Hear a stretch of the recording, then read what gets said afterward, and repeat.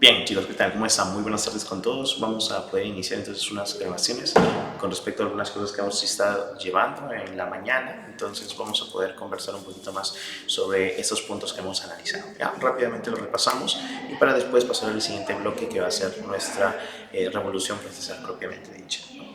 Entonces vamos a colocar nuestro PPT rápidamente. Como ustedes pueden ver, la escena que estamos viendo en esta imagen es lo que se conoce como la toma de la Bastilla, que se da el 14 de julio del año 1789, y en dicha toma pues se marca el inicio de la Revolución Francesa, en otras palabras, el inicio de los levantamientos armados que van a dar origen al conjunto de cambios que sería esa revolución. Ahora, interesante es poder analizar la palabra revolución solamente, ¿no? Cuando hablamos, por ejemplo, de revolución, es un conjunto de cambios drásticos, profundos, rápidos, los cuales vive la sociedad en diferentes aspectos, político, económico, social, todos ellos pues los vamos a ver dentro de Francia.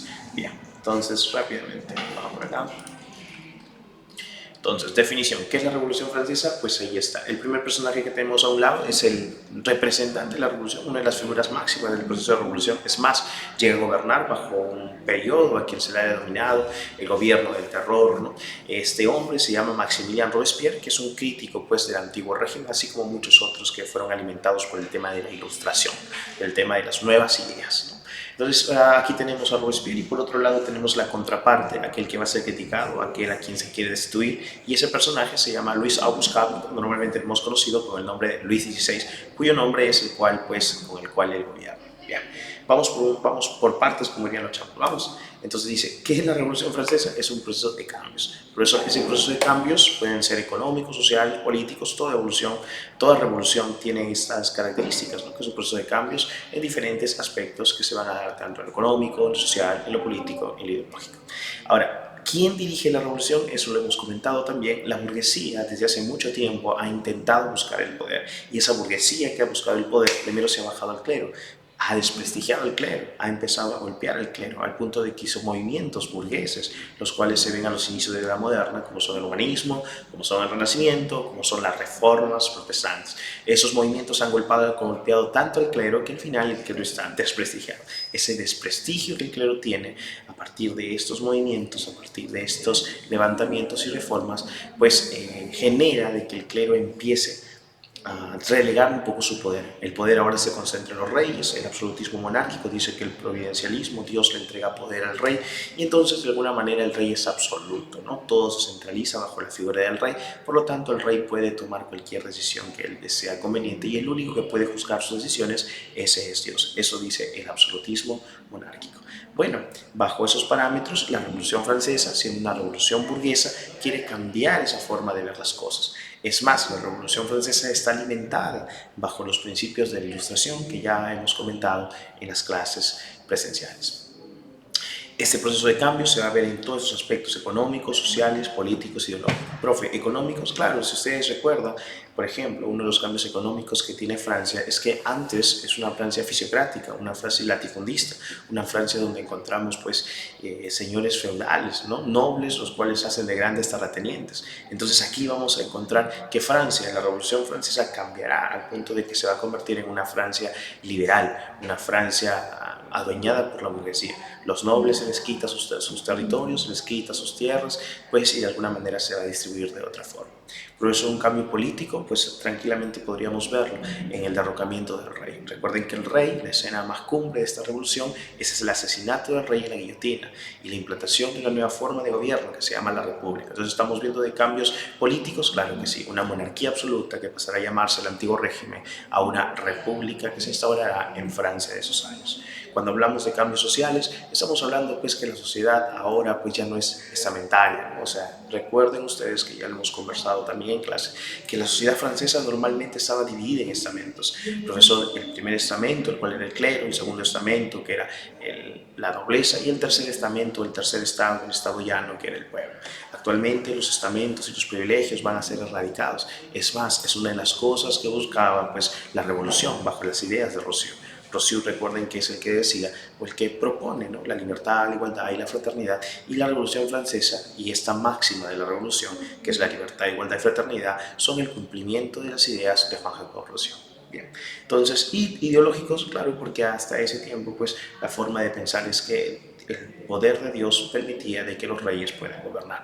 Rousseau también critica esto, y Rousseau en su contrato social nos expresa que el poder emana del pueblo, que es algo que hemos comentado también en las clases presenciales. Entonces, ¿quién dirige este proceso de revolución? Lo dirige la burguesía. Pues, ¿y cuál es el objetivo? Recuerden que la burguesía tiene este lado liberalista, ¿no? Recuerden que el liberalismo es una corriente que ha nacido ya en Inglaterra, que se está desarrollando en Inglaterra y que se expresa pues, a partir de una frase conocida como el lasus fire, lasus paz. Los burgueses desean tener un modelo al menos similar al de Inglaterra. Por eso es que vamos a ver que las reuniones que ellos hacían tenían mucho enfoque a poder ver como ejemplo, como modelo a Inglaterra en su forma de gobierno. Recuerden que Inglaterra para esos años tiene una monarquía, pero el rey no gobierna solo, sino gobierna con un parlamento donde hay cámaras, donde están los lords y los comunes, siendo la Cámara de los Comunes donde se encuentra la burguesía, en la cual puede emitir leyes para su favor. Entonces esto, la burguesía persigue algo similar, desea algo similar, y es por esa razón que van a empezar a hacerse estos cambios. Recuerden que este deseo de la burguesía de poder tener un gobierno capaz similar al de Inglaterra tiene que ver mucho con las ideas de Montesquieu. Montesquieu es un hombre que compara mucho las formas de gobierno que existen. Es más, en sus cartas persas pues cuenta como extranjeros persas ellos empezaban a comentar acerca de las formas de gobierno que existían dentro de Europa en esos años. Y después más adelante sus obras como Consideraciones en la grandeza y la caída de Roma, o también cuando nosotros hablamos pues del espíritu de las leyes, que es el más comentado por todos ustedes.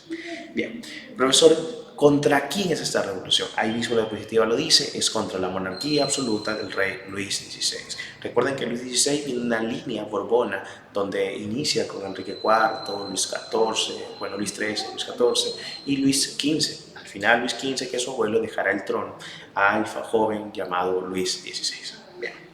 Profesor, ¿y Luis XVI a quién representa? Es líder de quién? De esos nobles que tienen tierras, que eran casi como señores feudales, o eran señores feudales, ¿no? Profesor, y ellos no quieren perder sus privilegios, o sea, ellos quieren mantener los privilegios que han tenido hasta este momento como parte de ser señores feudales, como parte de poder tener la administración del feudo, como parte de tener la administración de Francia, como parte de obtener títulos de nobleza. Entonces ellos no quieren perder esos privilegios que han mantenido, que es uno de ellos estar eximido de la gran mayoría de impuestos, ¿no? Entonces ellos no quieren perder esto, pero pues los burgueses van a intentar con todas sus fuerzas poder cambiar esta situación. Continuemos. Contexto. Si nos ubicamos en un plano espacial para poder entender la Revolución Francesa está dentro de un proceso del capitalismo que ha sido denominado el capitalismo industrial, que tiene que ver mucho con las revoluciones industriales y pues de alguna manera entender el significado de la revolución industrial nos va a permitir capaz de entender este proceso del capitalismo industrial. La primera revolución industrial se dice que va desde mediados del siglo XVIII hasta mediados del siglo XIX. Esta revolución industrial, el país que ha presentado las condiciones para dicha revolución industrial, porque la burguesía ha sido fortalecida, porque la burguesía está en el parlamento, porque la burguesía tiene leyes a su favor, porque la burguesía tiene beneficios a su favor, se llama Inglaterra. Eso lo hemos comentado en clase. Entonces es Inglaterra que vive el proceso de revolución industrial y pues esta revolución industrial permite ingresar a una fase que se llama el capitalismo industrial, superando el capitalismo mercantil, el cual hablaba de la acumulación de riquezas para poder lograr el poder o el predominio de una nación. En ese capitalismo industrial ahora estamos hablando de la producción que cambia de ser manufacturera a una producción maquinaria, una producción a gran escala, y pues esto va a llevar a competir y a agrandar los mercados. Dentro de ese proceso de revolución industrial, dentro de ese proceso de capitalismo industrial, encontraremos desde el 89 hasta el 15 la famosa Revolución Francesa. O sea, la Revolución Francesa es parte del capitalismo industrial o se da paralelamente a la primera revolución industrial que vive Inglaterra. Bien, entonces con esto ya podemos tener en claro lo que está sucediendo. Por otro lado, en el Perú se estaba dando el virreinato del Perú, ¿no? Ustedes habrán escuchado de la reforma borbónica y todo el tema, pues los borbones en España también están gobernando, no solo en Francia, ¿no? Bien, continuemos rápidamente antecedentes para estos hechos. Por ejemplo, tenemos la revolución industrial, que es algo que ya les estaba comentando, ¿no? La revolución industrial marca el camino para los movimientos posteriores, porque es la revolución industrial la que va a permitir no solamente el aumento de producción, sino también el surgimiento de nuevas ideas y nuevas corrientes filosóficas. Dichas nuevas ideas, la mayoría de ellas fueron conjeturadas en un movimiento que se ha denominado la Ilustración, que vamos a explicar más detenidamente después.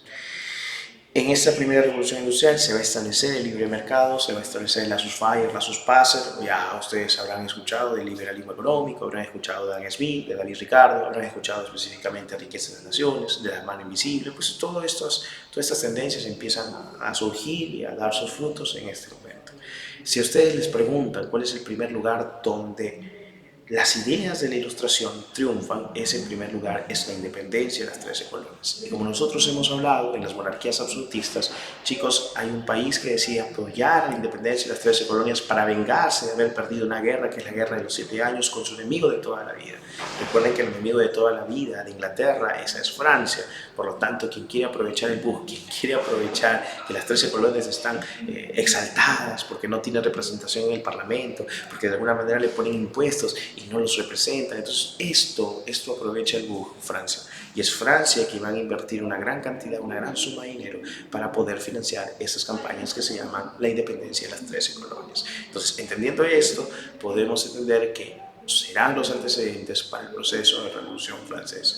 El primer lugar donde las ideas, por ejemplo, de lucro, por ejemplo, cuando hablan de la búsqueda de felicidad, ¿no? Ustedes cuando escuchen la Declaración de la Independencia de los Estados Unidos van a poder ver esto, ¿no? La Declaración de la Independencia dice lo siguiente: declaramos como evidentes estas verdades, que todos los hombres son creados iguales y son dotados por su creador de ciertos derechos inalienables, como son la vida, la libertad y la búsqueda de felicidad. Si ustedes ven esa última parte, dice la búsqueda de felicidad, y no es otra cosa pues que las ideas ilustradas que ya John Locke estaba proponiendo para esos años. Bien, listo, hasta aquí tienen alguna pregunta, espero que no, estamos bien, y si hay alguna pregunta pueden dejarlo aquí en el caja de comentarios. Ya, continuamos. Bien, causas de la revolución. Siempre cuando nosotros queramos ver cualquier movimiento, levantamiento, hasta las mismas guerras, la gran mayoría de veces, o por no decir todas, siempre tiene que ver con causas económicas. Las causas económicas, la economía es un factor determinante para el quehacer y el desenvolvimiento de los pueblos. Entonces, cuando vemos las causas económicas de la Revolución Francesa, tenemos que poder enfatizar en 3 causas. La primera se llama la economía feudal. Lo curioso de la economía feudal es que normalmente, como son latifundios, cada latifundio cobrará impuestos diferentes. A eso se le han llamado aduanas internas. Si tú quieres comercializar y eres un burgués, tienes que pagar en un latifundio, y si quieres comerciar en el otro, en la otra ciudad, tienes que pagarle al noble a quien le pertenece la ciudad o a quien le pertenece el pueblo o el latifundio. Entonces esto hace de que sea un malestar para la burguesía porque no le permite desarrollarse tranquilamente, libremente, a diferencia de Inglaterra. Recuerden que Inglaterra, después del Oliverio Cromwell y su dictadura, ahí establece el Acta de Navegación, la cual dice que los barcos extranjeros tendrán que pagar impuestos cuando quieran ingresar por un puerto inglés, pero los barcos ingleses de dueños ingleses, los cuales quieran ingresar a un puerto inglés, serán libres y exentos de poder pagar impuestos. Entonces esto fortalece a la burguesía, da beneficios a la burguesía, cosa que no existía en la economía feudal. Además de eso, pues que los feudos, o que de alguna manera pues, los latifundios, las tierras, habían empezado a tener una baja producción, y eso es un gran inconveniente para este momento. El otro problema es la bancarrota fiscal. La bancarrota fiscal tiene varios aristas. Muchas veces se ha utilizado la figura de María Antonieta o la famosa Madame Déficit para poder criticar y culparla como parte o como punto esencial del por qué se causa la revolución. Hay que entender que esto normalmente es acuñado por Jefferson, el cual es uno de los padres de la práctica norteamericana, y él ha sido apoyado por los Borbones, o sea, por la Casa de Francia, para obtener esa independencia. Es más, recuerden la paz de Versalles, donde Inglaterra reconoce la independencia de las 13 colonias, se da en la propia Francia, se da en la Francia borbónica, se la casa de los Borbones. Por lo tanto, pues Jefferson y muchos padres de la patria norteamericana no pueden criticar a aquellos que les han dado de comer, a aquellos que les han dado la mano. Tú sabes que simio no mata simio. Por lo tanto, ellos buscaron a una culpable que no sea borbona y que se encontrara dentro de la casa de Versalles, y esa mujer tenía nombre y apellido, y aquella mujer era María Antonieta de Austria, María Antonieta Habsburgo. Entonces, es por esa la razón que muchas veces cuando hablamos de causas económicas o hablamos de la bancarrota fiscal se la culpamos a María Antonieta.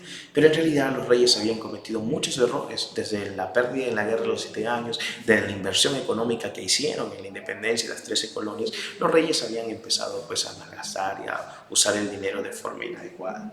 Entonces ahí está, ¿no? Profesor, causa de la bancarrota fiscal: 1, guerra de las 13 colonias y la guerra de los 7 años, ¿no? Esas dos guerras pues terminan una acrecentando la bancarrota. Y otra cosa pues que ayuda a esa bancarrota es los lujos de Versalles. María Antonieta es un reflejo de Versalles. Es más, los historiadores creen que cuando María Antonieta llega a Versalles es una mujer pues la cual era un poco tibia, ¿no? O sea, en realidad Versalles sería la que corrompe a María Antonieta. Entonces, es más, ¿no? Hoy se habla de los vestidos de María Antonieta, los zapatos, los peinados estrambóticos como el peinado barco de María Antonieta, pero en realidad es más, ¿no? Es Versalles quien termina corrompiendo a María Antonieta. Se ha dado un cálculo que solamente en velas Versalles gastaba más o menos de 2 millones de libras esterlinas al mes solo en velas, ¿no? Imagínense el gasto en las otras cosas. Por eso se decía que Francia sufría una gran crisis, pero todos los sufrimientos de Francia quedaban en las puertas de Versalles, porque en Versalles todo era tranquilidad, paz, felicidad, algarabía, lujuria, ¿no? Gula, todo lo que quieras llamar. Por eso es que Versalles tenía estas características. Por último, otra de las causas económicas también es la crisis del trigo que vive Francia. Hay que entender que algunos historiadores han planteado que el peor invierno de la historia uno de los peores inviernos de la historia de Francia se vivió en el 88, lo cual hizo pues que los campos de trigo pues perdieran una gran parte de su producción. Dicha producción, al no producir trigo, tenemos un problema. Los franceses están acostumbrados a comer pan, y si ellos no comen pan, pues literalmente no se sienten ellos. Es más, se cree que en esos tiempos un francés comía entre 1 kilogramo a 2 kilogramos de pan al día. Un francés promedio comía eso. Entonces, si no hay trigo, no hay harina, y si no hay harina, no hay pan, y si no hay pan, hay hambre, y el hambre genera protestas. Entonces, yo siempre lo he mencionado en las clases, te puedes meter con todo lo que quieras, pero menos con la comida del pueblo. Si tú te metes con su comida, pues la gente protesta, ¿no? Siempre es así, ¿ya? Siempre va a haber protestas por esto. Entonces, las bajas cosechas generan escasez y entonces esto afecta no solo a los precios, sino al pueblo. Es más, las personas iban a las panaderías a poder saquearlas y había panaderos que guardaban su pan para mayo porque sabían que era el momento de menos producción. Entonces guardaban su pan y los que estaban haciendo las protestas llegaban a las panaderías, entraban a las panaderías y cuando encontraban que un panadero había escondido su harina, había escondido pan, entonces castigaban al panadero y lo colgaban afuera de su panadería colocándole una frase: por quitarle vida a Francia. Entonces el pan es necesario, ¿no? O sea, llegaron a este extremo, ¿sí? Por otro lado, la sociedad estamental francesa también es uno de los aspectos que debemos analizar. Recuerden que estamos hablando de dos niveles específicamente, los privilegiados, los privilegiados y el Estado llano. Por un lado, vamos a tener a los privilegiados, los cuales se cree que estaban conformados por la gran mayoría de la población. Es más, algunos hablan de que es hasta un 95.5% de la población francesa, que se calcula que eran unos 22 millones, algunos también creen que es 24, pero eso es nativo. Pero de esa población francesa, pues el 97% por lo menos no eran privilegiados. O sea, estamos hablando de un 2.5 o 3 que sí lo eran. Y esos 2.5 o 3 vivían de los que daban, de lo que pagaban los no privilegiados. O sea, estamos hablando de que la riqueza estaba acumulada solo en un sector muy pequeño de la población. Y eso pasaba. El primer estado estaba organizado, estaba conformado por el clero, y el segundo estado por los nobles, y el tercer estamento eran ustedes, burguesía, bueno, ustedes no son burgueses, campesinos, artesanos, esos son ustedes, ¿ya? Ahí está. Eso sería con respecto al tercer estamento. Profesor, son los del tercer estamento los que pagan la gran mayoría de impuestos, pero a pesar de que pagan la gran mayoría de impuestos, están exentos del gobierno, están excluidos del papel político que el gobierno podría tener.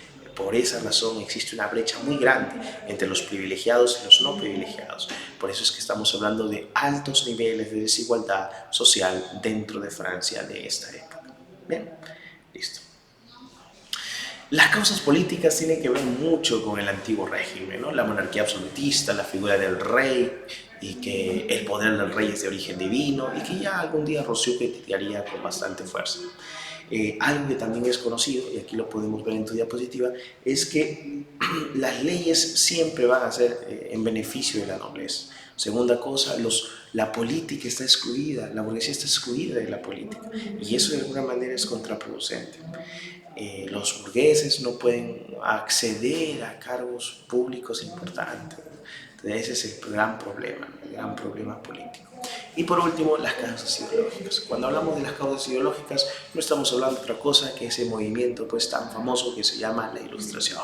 Como le diría como le diría Kant, ¿qué es la Ilustración? Cuando él mencionaba y decía pues que era separarse, era cuando el hombre maduraba y se atrevía a pensar. Pero también decía que había muchos de esos hombres que no deseaban pensar, que les costaba pensar porque era una responsabilidad hacerlo y que esto te generaría dudas, incertidumbres, pero era parte del poder madurar, de desligarse de todo lo que tenías, de todo lo que te ataba, digámoslo así, a la tierra, ¿no? De todo lo que era dependiente. Eso era ilustración, según Kant.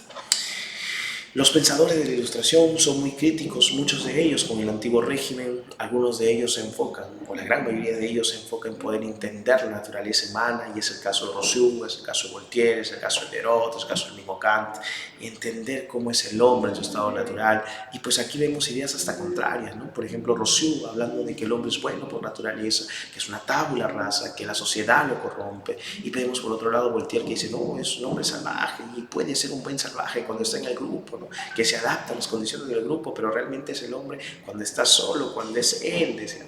Entonces estamos viendo el entendimiento humano como uno de los grandes debates filosóficos de la época.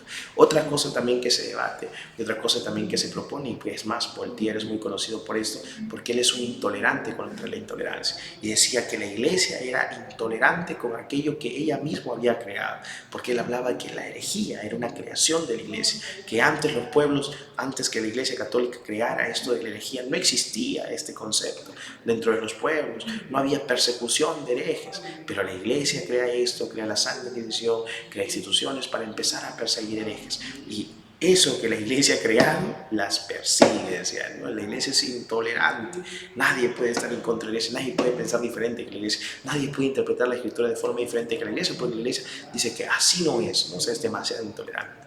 Y hablaba mucho de esto, hablaba mucho también de lo que hoy se conoce como el término de libertad de expresión. Es más, hay una frase que se le acuña a Voltaire, que no es de Voltaire, la cual dice, pues, no comparto lo que dices, pero defenderé con mi vida, o defender hasta la muerte, tu derecho al cielo. Esa frase no es de Voltaire, pero sí de alguna manera nos ayuda a entender el pensamiento de Voltaire. Voltaire creía que era necesaria la tolerancia, por eso es que él era un intolerante contra la intolerancia, era necesaria la tolerancia. Ahora, cuando hablamos de libertad de expresión, capaz podamos referenciar un poco más a Diderot, ¿no? Porque si queremos entender cómo concebían ellos el tema de libertad de expresión, pues Diderot es el crack de cracks, porque él decía, pues, por ejemplo, que la máxima del ser humano, el sentido de la existencia del ser humano es el que piense, el pensar, eso es. Y aquellos que no piensan, pues serían un estorbo, una carga para la sociedad. Por lo tanto, si eran una carga para la sociedad, no tenía sentido su existencia. Entonces, si nosotros juntamos las ideas de Voltaire y las de Diderot, podríamos decir que aquellos que tienen libertad de expresión son aquellos que se atreven a pensar. Perdona que lo diga, pero son aquellos que se atreven a pensar los únicos que deben tener dicha libertad de expresión. Otro de los temas también muy conocidos sobre esto es, por ejemplo, los aportes de Kant. Cuando él habla, por ejemplo, de la insociable sociabilidad. Por ejemplo, Kant confía en el grupo, más no en el individuo. Dice, ¿no? Como grupo sí se puede llegar a un buen puerto, pero como individuo es imposible. Entonces hay muchos temitas que podríamos hablar de estos pensamientos ilustrados, pero es esta ilustración que empieza no solamente a debatir sobre temas filosóficos, sino también empieza a incluirse en el tema de formas de gobierno. Por ejemplo, ahí vamos a ver a Montesquieu, vamos a ver también Diderot, que ya hemos conversado. Entonces, hay muchas cositas ahí de ilustración que podríamos ir comentando. Al margen de ello, la ilustración maneja una ideología burguesa, ¿no? Se cree que la ilustración se va a alimentar de algunas corrientes filosóficas, como son el empirismo y el racionalismo, de Descartes y Bacon, respectivamente, y pues también se va a alimentar de corrientes económicas, como son las corrientes pues, de el liberalismo económico, ¿no? Y también vamos a ser alimentadas por el fisiocratismo, ¿no? Entonces, esta es la ilustración.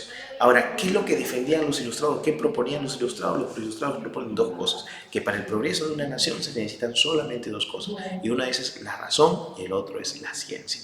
Entonces, si ustedes ven ahora actualmente Perú 2023, pues ni la razón ni la ciencia se impulsan. O sea, es muy curioso. Ellos en el siglo XVIII ya entendían eso, pero nosotros ahora todavía seguimos dando exámenes memoristas, exámenes que no invitan a poder pensar, ¿no? Es más, una de las cosas que más odia un alumno en la secundaria es que te ponga tu profesor en la pregunta, fundamenta tu respuesta, ¿no? Cuando te ponen eso, convulsiones, no, profesor, ya no, para marcar. Entonces, cuando ustedes les invitan a pensar, les invitan a leer, sufren, lloran, ¿no? Imagínense, ¿no? Los ilustrados cuando lo verían, ¿para qué sirven esto? ¿Qué sentido tiene su existencia, ¿no? Y esto también tiene que ver mucho esto de la ciencia y la razón con la creación y el desarrollo de las universidades, ¿no? Porque las universidades en realidad son aquellas que deben producir conocimiento, es el deber de toda universidad, y eso lo vamos a ver, pues que Voltaire también expresa eso, por ejemplo, cuando a Catalina le sugiere, pero el deber de toda universidad es eso, ¿no? Actualmente las universidades muchas veces no hacen eso, no infunden el uso de la razón, no infunden pues digamos así, ¿no? La ciencia, ¿no? Entonces tenemos un problema bien grave que los ilustrados pues criticarían muy fuertemente, ¿no? Nuestras sociedades desde este punto de vista. Bueno, otra cosa que también se critica es la crítica al absolutismo, ¿no? El poder concentrado en una sola persona. Es más, sería interesante capaz en un video específico poder analizar los pensamientos de Montesquieu, porque hay muchos errores, porque se cometen solamente cuando uno lee los libros de Montesquieu de las academias, ¿no? Entonces no se logra entender bien el pensamiento, o cuando lee directamente a los revisionistas o lee manuales, entonces de alguna manera no se entiende bien el pensamiento de Montesquieu más que todo, ¿no?